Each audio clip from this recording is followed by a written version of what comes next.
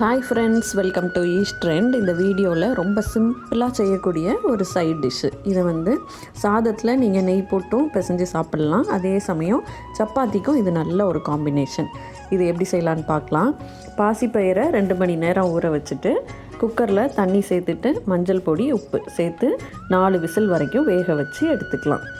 வேகட்டும். இப்போ ஒரு பவுலில் 2 டேபிள் ஸ்பூன் அளவுக்கு கடலை மாவு சேர்த்துக்கலாம். தயிர் சேர்த்துட்டு இந்த மாதிரி கட்டி இல்லாமல் நல்லா கலந்து வச்சுக்கலாம். கலந்ததுக்கப்புறமா இதில் தேவையான அளவு தண்ணி சேர்த்துட்டு அதையும் நல்லா கலந்து வச்சுக்கோங்க. தயிரும் கலந்து வச்சாச்சு, பாசிப்பயிரும் நல்லா வெந்துருச்சு. இப்போ குழம்பு செய்கிற பாத்திரம் எடுத்துக்கோங்க. அதில் எண்ணெய் சேர்த்துட்டு எண்ணெய் சூடானதுக்கப்புறமா கடுகு, உளுத்தம்பருப்பு, ஜீரகம், 2 பச்சை மிளகாய் நடுவில் கீரி சேர்த்துக்கலாம்.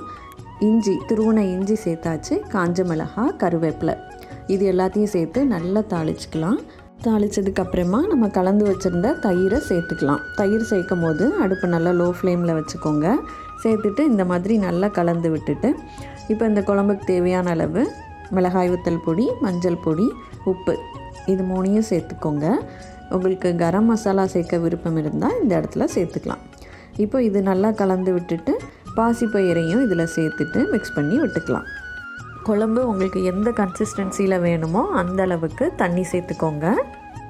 சேர்த்துட்டு அடுப்பு நல்லா லோ ஃப்ளேமில் ஒரு 5-7 நிமிஷத்துக்கு நல்லா கொதிக்க விடுங்க.